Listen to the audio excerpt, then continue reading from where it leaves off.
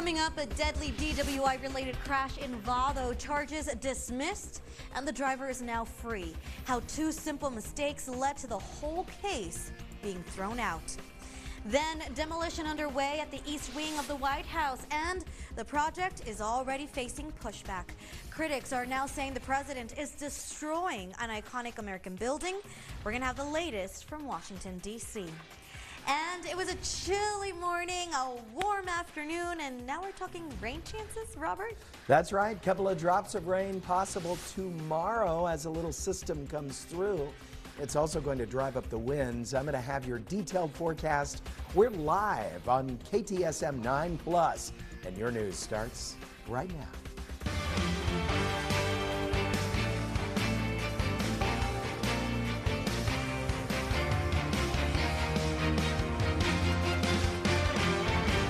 You're watching KTSM 9 News first at 4. Starts right now. Good afternoon, everyone, and thank you so much for tuning in to KTSM 9+, your digital newscast. I'm Monica Cortez. Well, a mistake in paperwork leading to the dismissal of charges against the 33-year-old woman accused of drunk driving and causing a crash that killed the two children in Vado.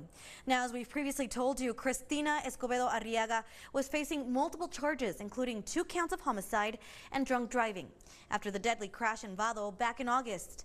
Investigators say Escobedo Arriaga hit a light pole, a chain link fence, and a tree before ending up in front of a home. 2 young children, ages 12 and 15, were killed in the crash. And according to court documents obtained by KTSM in the last few hours, the dismissal centers around an issue with the order setting conditions of release, which was signed by the arraigning judge, but not by Escobedo Arriaga. On top of that, the address listed for her in the paperwork lacked a very crucial detail: the space number for the trailer park where she lives. The oversights ultimately led to the court's decision to dismiss the charges. KTSM 9 did reach out to Doña Ana County District Attorney's Office about refiling the charges. They did send us a statement saying in part, quote, "The court dismissed the case due to a procedural issue involving the grand jury process.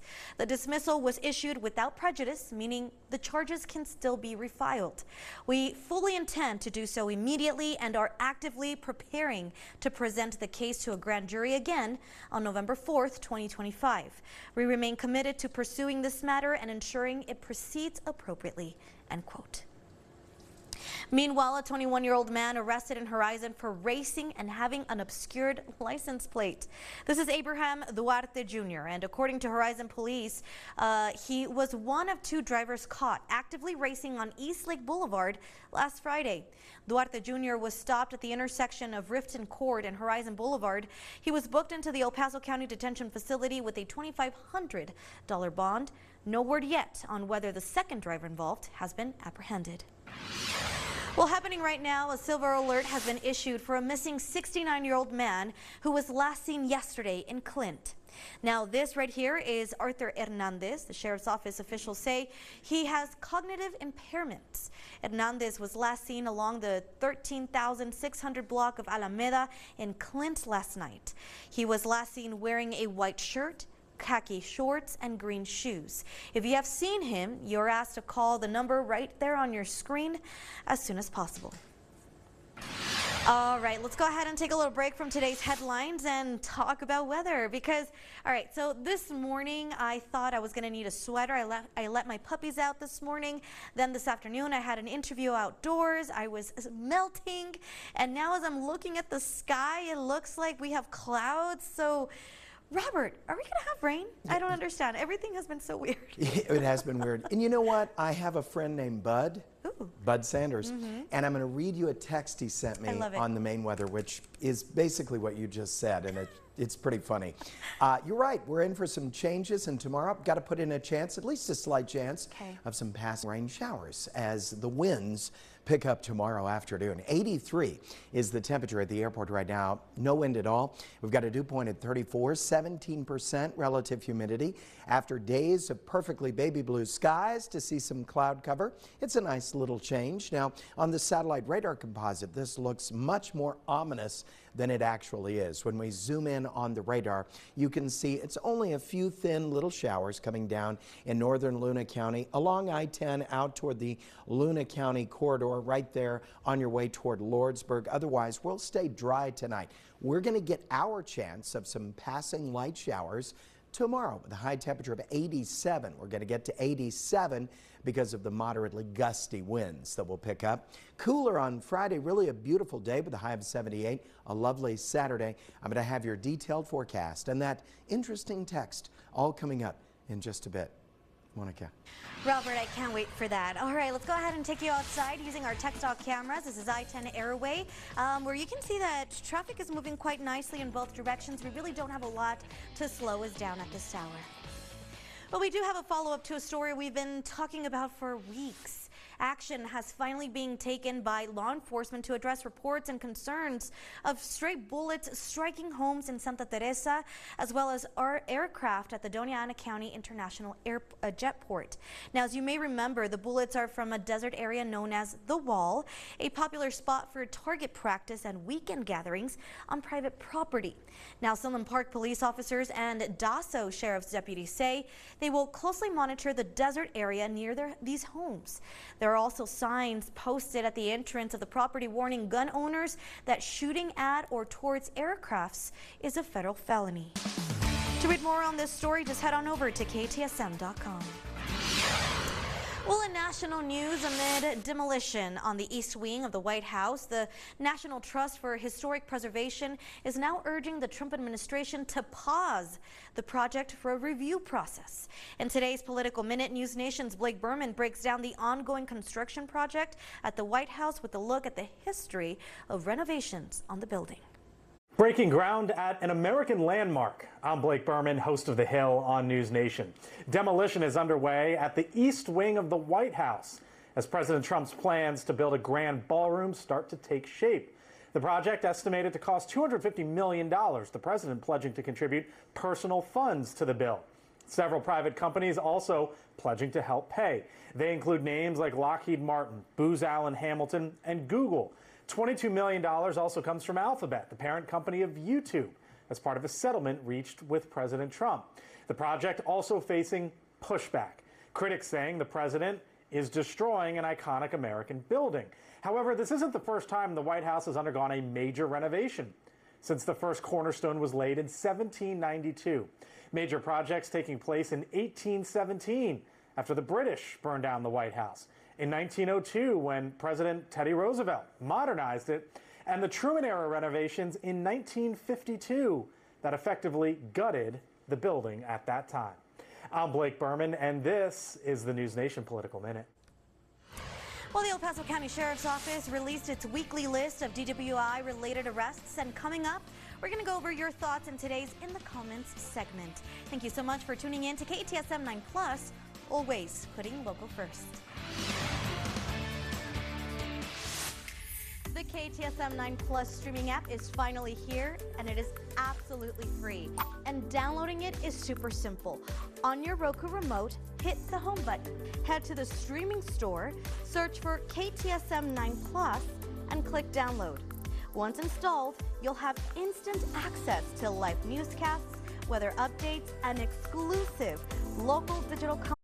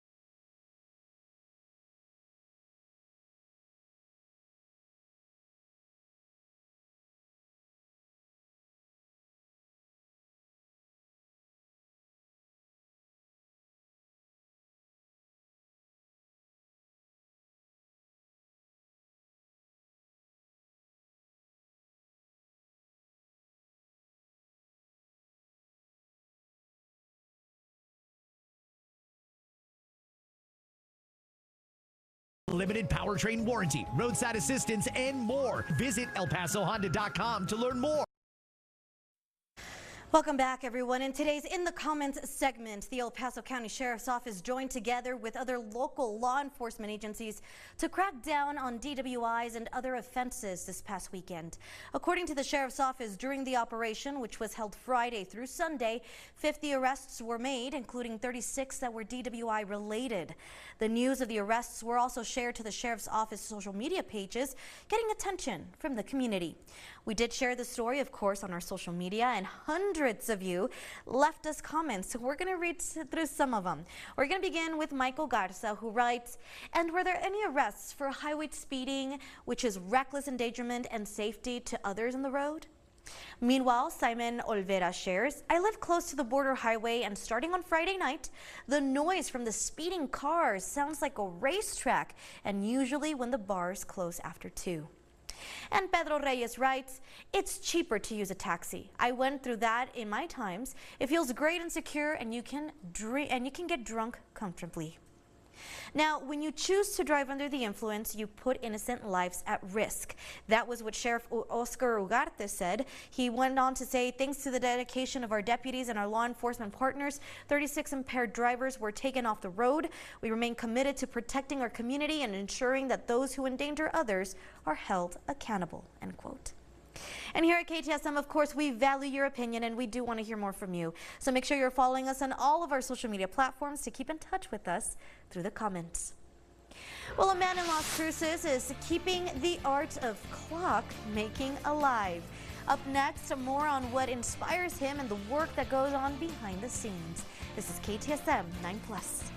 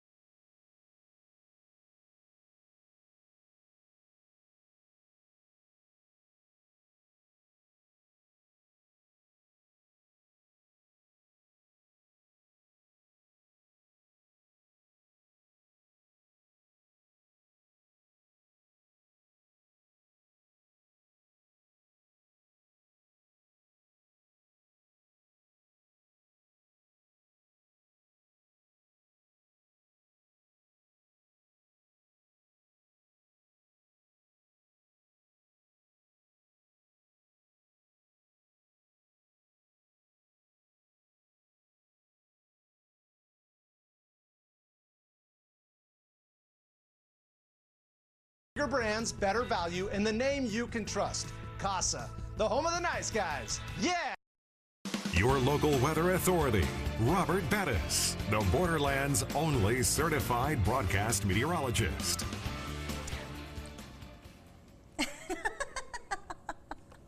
So you were talking about a text text message. Yes, from Bud Sanders, and I think he's your biggest fan. Of course, He's Bud so Sanders. Sweet. I love him. Elvis impersonator, a friend of many decades, wonderful guy, and he sent this about, you were talking about, you Just can't, crazy you just weather can't this morning. Yeah.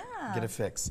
October is my favorite time of year to finally turn the central air off and turn the heat on at 5 a.m.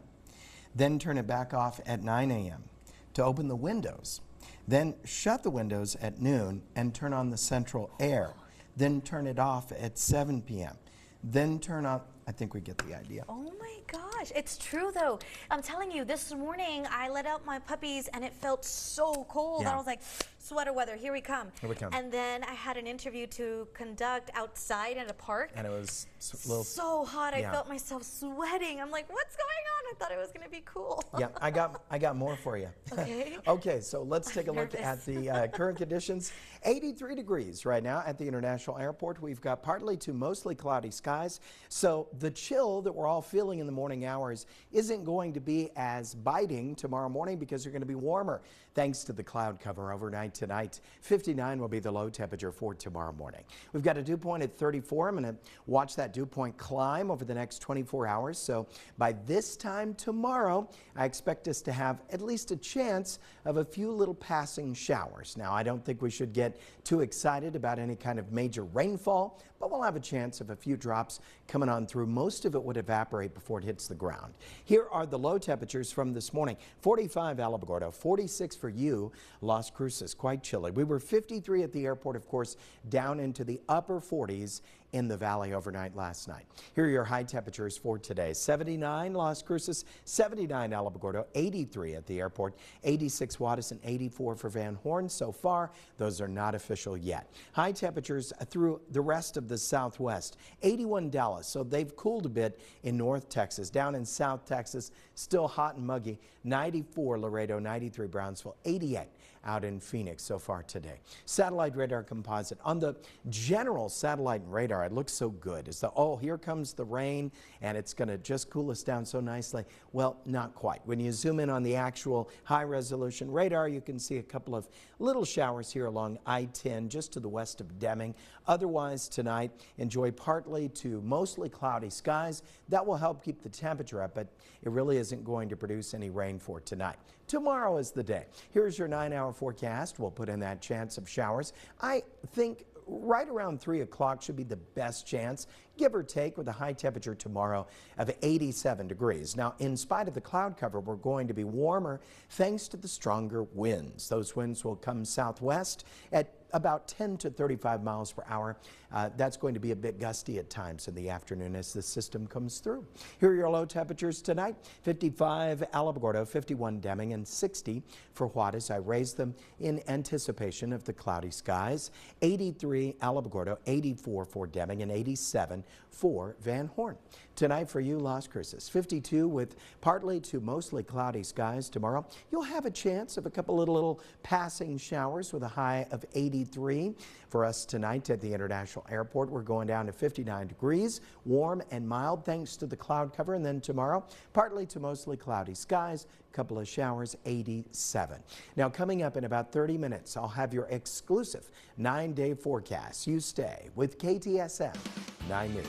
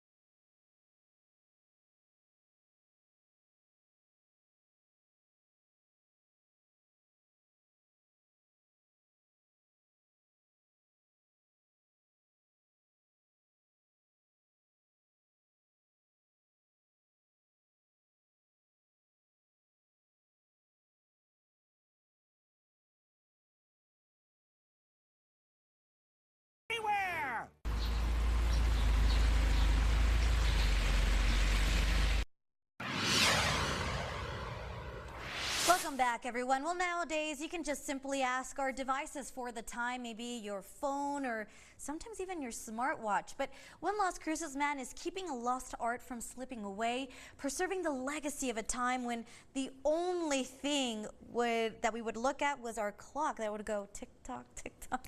KTSM's Carla Draxler has a story.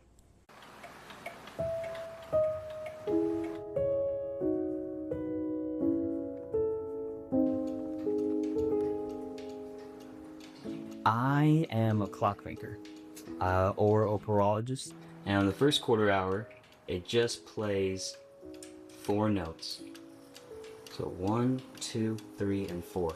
I was getting my bachelor's from New Mexico State University in mechanical engineering, and it was my last year of school, and there was a class offered on the history of how people found their longitude at sea, which basically had to do with the guy who determined that you can know how far east or west you are if on a boat, if you know the time in England and you have an accurate clock that can work on a ship. And then now this will go up, and if we count it, that's 1, 2, 3, 4, 5.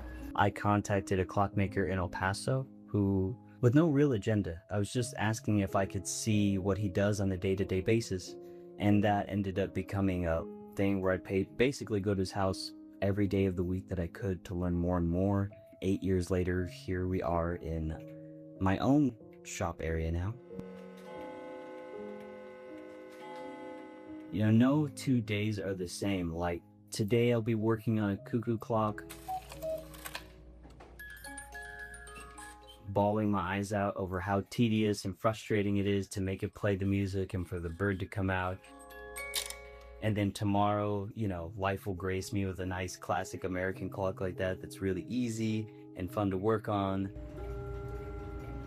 There we go. And then I'll see something that I don't get to see a whole lot, like that bracket clock back there. Maybe as a 25th anniversary kind of deal, 1885 to 1910, to give you an idea of how old it is. You know, this is definitely the kind of work that people only bring to you because they have, you know, extra income and they have a lot of sentiment behind it. Like the joke that I make that I shouldn't make is that I'm here to profit off your sentiment, but in the nicest way possible, because these clocks mean a lot to you and I'm just happy to be a part of it and keep it going for them. It's not the same as looking at your stove to know the time. It's not the same as looking at some battery operated clock to know the time. Like, these are, most of the time, these are clocks that had some actual hand in making them. There was a person behind it. There was a factory behind it that employed hundreds of people. I guess knowing that I'm keeping part of all of that work that people put in going still is what makes it special to me. Wow, how beautiful. I love that. Thank you to Carla Draxler for that report. You can learn more about this by simply visiting KTSM.com. All right, don't go anywhere. We still have another half hour of news and weather coming up right after this break. Stay with KTSM.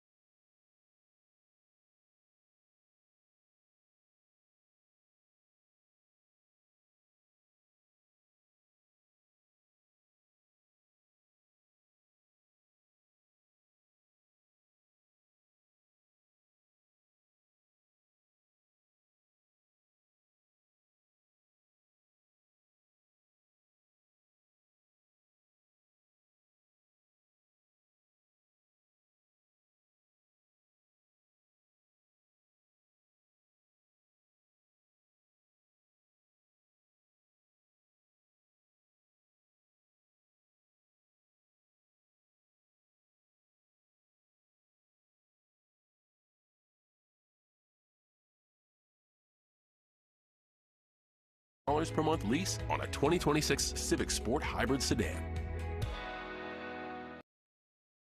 Welcome back to KTSM 9 Plus. I'm Monica Cortez. Well, we all know that buying a home is an exciting time, and it can also be pretty expensive and maybe even a little stressful. But for dozens of El Pasoans, their home buying experience has actually become a nightmare after alleging they were scammed out of thousands of dollars and left without the properties they were promised. KTSM 9 News reporter Tues Ortiz, she spoke to the victims and has more on the ongoing legal case. We had to get mobile homes, we had to get storages, we had to find another place to live, and then, you know, being afraid that any day they can just come and evict you from your property is scary. More than 30 people are filing suit against Sierra Title Company after they claim the business was used as a front for two scammers to defraud them out of money and homes. The losses totaling more than $1.7 million. These individuals called them to the offices of Sierra Title, even though the two were not employees as such of Sierra Title. But because they went to Sierra Title, they thought that everything was legitimate. Sierra Title, of course, like any other employee, they say, well, we didn't have anything to do with this because these people were not our employees. But the fact of the matter is they had employees that were in fact participating in these transactions. They were taking in the money, counting the money, and where the money went to, I don't know.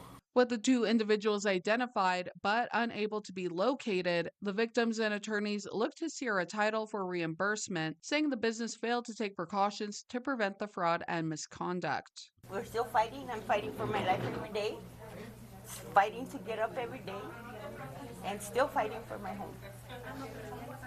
I mean, I'm at a home that isn't mine because it's under somebody else's name.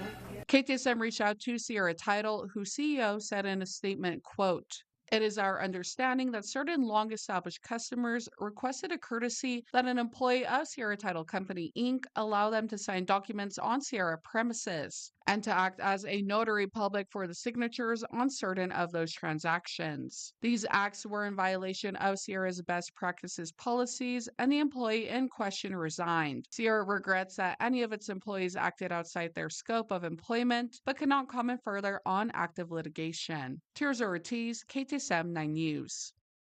Tirza, thank you. And in case you missed it, the man that crashed into a building after his car went airborne has died. As we reported, this happened Monday afternoon at the Grover and Hawkins intersection near Vista del Valle Park. El Paso police say 78-year-old Luis Hernandez Vasquez was driving east on Grover, failed to stop at the intersection, hitting a curb and a tree at the median before crashing onto an employment agency. Police say he was taken to the hospital where he later died. Well, a recent KTSM report led to action being taken by law enforcement to address reports and concerns of stray bullets firing past homes in Santa Teresa, as well as planes at the Doña Ana County International Jetport. We first brought you this story a couple of weeks ago, and the bullets are coming from a desert area known as The Wall, which is private property. The area is popular for target practice and weekend gatherings. Now, Sunland Park police officers and Dasso Sheriff's deputies say they will closely monitor the desert area near these homes. Raul Tellez, who's running for city representative of Sunland Park and has advocated for some homeowners impacted by these bullets, said this is a step in the right direction, addressing what he says was, quote, broken communication between both departments. Just to make sure that that is stipulated correctly. Expectations aren't overstretched. You're not overburdening the already small, the short-staffed, rather, police department that the city has here. We're also in communication with the Sheriff's Office, who is working towards establishing contact with the owners of the property and setting up no trespassing signs into this area. Now, there's also a sign posted at the entrance to the property warning gun owners that shooting at or towards aircrafts is a federal felony. Well, the government shutdown has now entered day 22, affecting federal employees all across Texas, and soon the impact could be felt more widely, as the Texas Department of State Health Services says November's SNAP benefits will not be available for eligible Texans if the shutdown lasts past Monday. State Capitol correspondent Adam Schwager reports from San Antonio about the strain this could have on those who rely on food stamps and on the food banks who will be called on to fill the void. What to do because we're already struggling. Heather Penny is going through a rough time. The Gatesville woman takes care of 2 of her 3 kids solely on her fiance's salary after she was let go while dealing with her grandparents' sickness. In this time, she's relied on SNAP to help put food on the table, especially for her son with disruptive mood dysregulation disorder. He relies on those snacks to get him from lunch to dinner and even breakfast to lunch.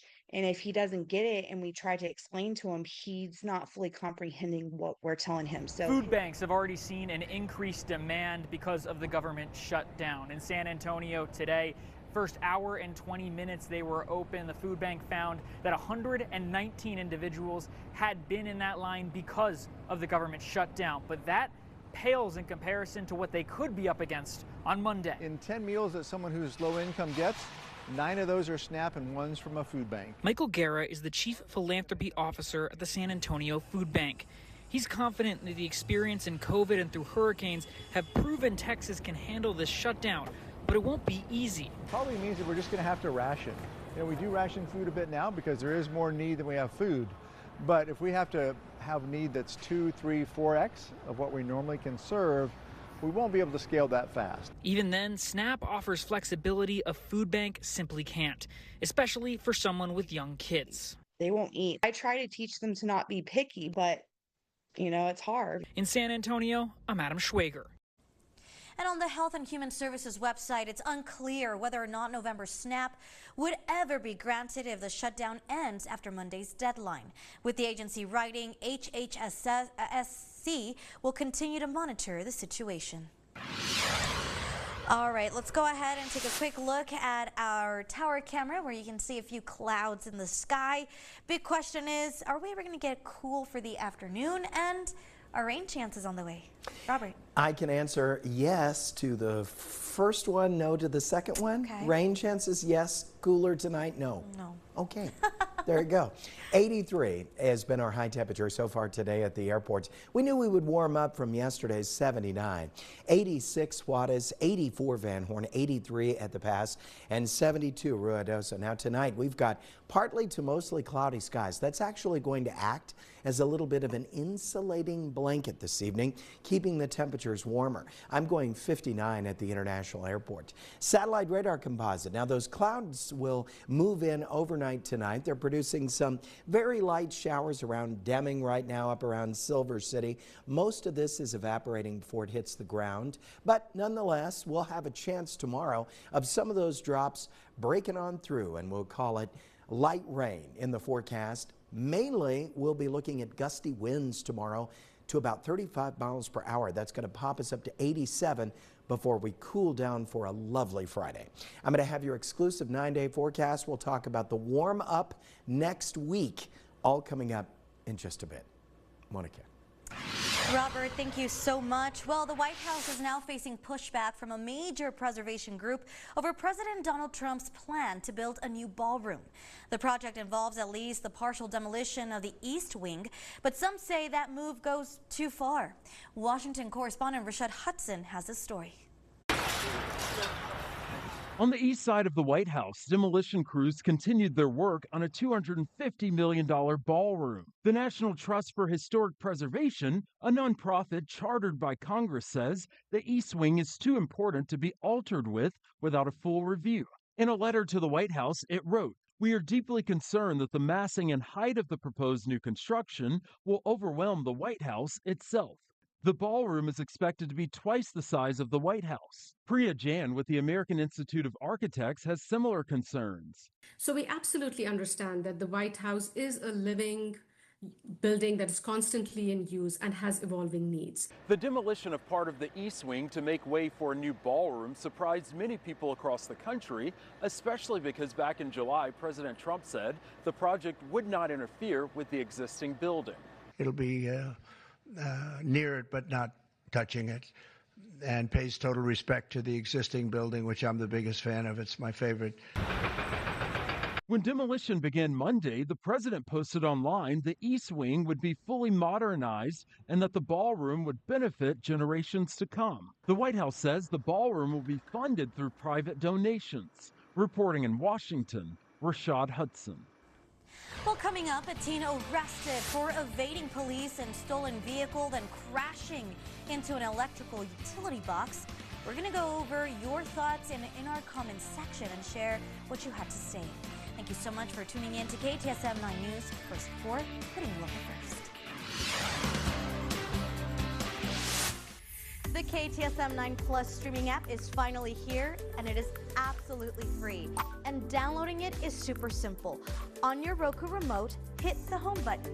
Head to the streaming store, search for KTSM 9 Plus, and click download. Once installed, you'll have instant access to live newscasts, weather updates, and exclusive local digital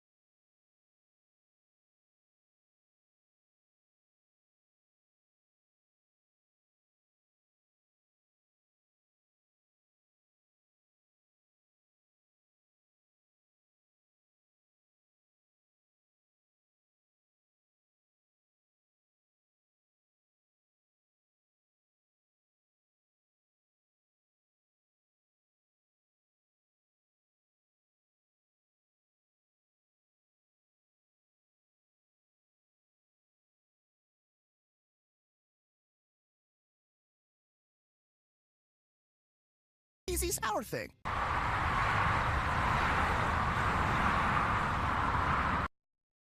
Your local weather authority, Robert Bettis, the Borderlands' only certified broadcast meteorologist. Welcome back, everyone. We'll check this out. While we're still waiting for Halloween, the city of El Paso has announced the opening of their Winterfest celebrations. Festivities are set to kick off on Saturday, November 22nd at San Jacinto Plaza, and they're celebrating 10 years. As always, there will be lights, an ice skating rink, shows, food, and so much more. Winterfest will run through January 2nd. All right. Yeah. And you know what? We were saying, well, we wait for Halloween, but how long is it for Halloween? On a scale of 1 to 10, how Halloween is this season? Like a 1. Yeah. Right? It doesn't feel like fall. It doesn't feel. No. I'm not seeing as many decorations. No, me neither. Stores not in my have basically house. forgotten it. But the Bettis family hasn't forgotten it. Are you guys okay? When are you going to tell us what you're going to be this year? I've got to have it delivered first. This year is. It's a nightmare. Okay. Here was, when was this? 23? 3 years ago? Yeah, right. yeah. This was 2023. Kens and Barbies. I dressed my whole family up. By the way, that didn't cost us much. We kind of make our own costumes. This year, I bought something special. So I'll have the official Bettis costumes as soon as FedEx can get its act together, and let's go. 83 has been our high temperature at the airport so far today. 86 for Juarez, 79 Las Cruces, 79 Alamogordo, 72 Ruidoso, and Tier C. Let's compare to other towns across the Southwest. 81 Dallas, 87 Austin, 86 San Antonio, 93 Brownsville, and 94 Laredo, 88 for Phoenix. So look at the satellite radar composite. Now we've got what looks like a great storm just moving through the southern portion of New Mexico. When you zoom in on the radar, it's actually not. It's just a couple of drops out here around Deming and also around Silver City, a little light rain. Now that moisture holds together tonight to keep us at least cloudy overnight, which will raise the temperatures this evening. Tomorrow, that's when we'll get a chance, at least a slight chance, of a couple of passing showers. Not great. Most of it would evaporate before it hits the ground, but I think a few drops will make it through. High temperature 87 degrees. Now the winds pick up in the afternoon, coming in from the southwest, gusting to about 35 miles per hour. That's going to warm us up tomorrow in spite of the cloud cover. Allergy-wise, well, 9s across the board next 3 days. Here's your low temperature tonight, Las Cruces. 52, partly to mostly cloudy skies. Going to keep that temperature elevated out of the 40s tonight, so not quite as cold tomorrow. 83, high temperature for you tomorrow, but again, we'll cloud up. And again, picture this clouding up at about 3 o'clock, give or take. And I think, oh, what's it going to do? Here comes a couple of drops and the winds. And that's about all we'll get. I don't think anything is really going to measure. 59 low temperature tonight at the International Airport. We can expect cloudy skies, and tomorrow when we wake up also partly to mostly cloudy. Here comes that also chance of showers briefly in the afternoon before quickly moving away, and I'm banking on those winds to drive that temperature up. Now only KTSM gives you 9 full days of weather. And yes, Halloween is in view. All right, Friday, sunshine and 78. We've got a little low pressure system that'll move through New Mexico, pulling in some cooler air that day. So on the balance, you'll feel cool breezes, especially in the morning, but it'll be a pretty nice day. On Saturday, also morning, a little cool in the morning, cool breezes by the afternoon, very pleasant, high temperature 80, beautiful. On Sunday, gorgeous, 83 degrees, that's corn maze weather, my friend. And then on Tuesday, Monday and Tuesday, we actually warm up. 84 for Monday, 85 on Tuesday. A big cold front will affect the eastern seaboard, but we're going to get just the slightest tail end of nothing out of that. 79 the high temperature on Wednesday. Thursday, sunny and 82, and at this point, Halloween looks good. A couple of clouds and a high of 81 degrees. Monica. Robert, thank you so much. Let's go ahead and take a quick look outside using our TechStalk cameras. This is I-10 Reynolds. We are seeing a little bit of congestion out there. Remember, that line is to get to Juarez. So if that is where you're going, just make sure you pack extra patience as you head on out. El Paso teen has been arrested for evading police in a stolen vehicle and then crashing into an electrical utility box. 17-year-old Jose Octavio Rodriguez was charged with unauthorized use of a vehicle, evading arrest or detention with the vehicle, and duty on striking a structure, fixture, or highway landscaping. Deputies attempted to stop the vehicle near Rojas Drive and George Dieter Drive after noticing that the vehicle's rear license plate was folded upward and was unreadable. Rodriguez refused to stop and fled at a high rate of speed, disregarding multiple traffic signals. We shared the story all over our social media accounts, and well, lots of you had lots you wanted to share. So we're going to start off with Robert F. Short, who says revoke his license and impound the car. The only way people will learn not to drive as to endanger others. Al Munoz says that's awfully young to start being slapped with felonies. Hope he changes his ways. And Grog Rod says he'll learn. It's going to be expensive.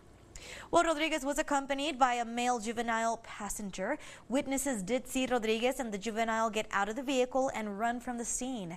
They were located a short time later, and the vehicle was confirmed to have been reported stolen earlier that Saturday. Rodriguez was booked into the El Paso County Detention Facility with a total bond of $35,000. The juvenile passenger was released to his mother. Well, here at KTSM, of course, we value your opinion and we want to hear more from you. So make sure you're following us on all of our social media platforms to keep in touch with us through the comments. All right, don't go anywhere. We'll be right back after this quick break.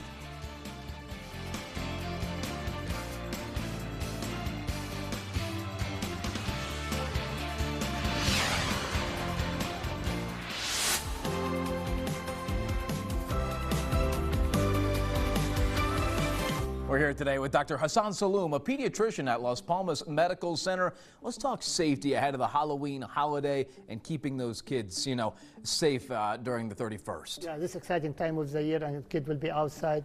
We recommend to be accompanied by adult all the time.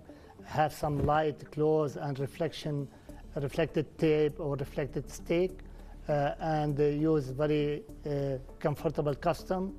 And be safe and don't expose to cold and dangerous situation. And of course, my favorite part of Halloween, the treats, but lots of safety tips around there, though. You should always check some stuff, right? Yeah, of course. Check the candy ingredient, and be careful with the size of the candy and the history of allergy as well. That's a really great tips, Dr. Saloom. Thank you very much for joining us. Of course, for more, you can always visit LasPalmasDelSolHealthcare.com to find a provider near you.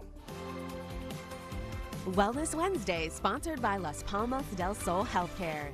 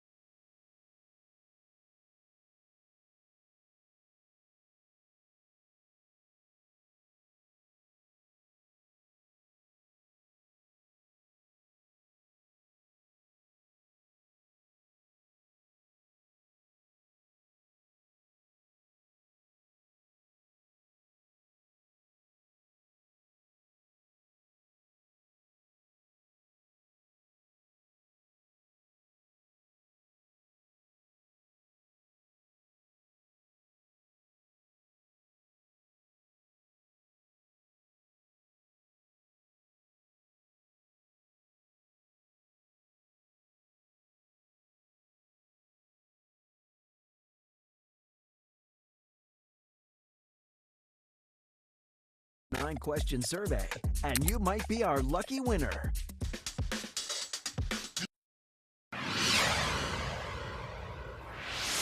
Last look at the forecast. High temperature tomorrow, 87 degrees. Now, for a few moments in the afternoon, I foresee the clouds clouding up. I think we're going to see some drops coming down. Most would evaporate, but a few will hit the car, and so we'll get a little chance of a couple of showers. 87 the high temperature. The winds will be a bigger factor for Thursday, gusting to about 30 to 35 miles per hour.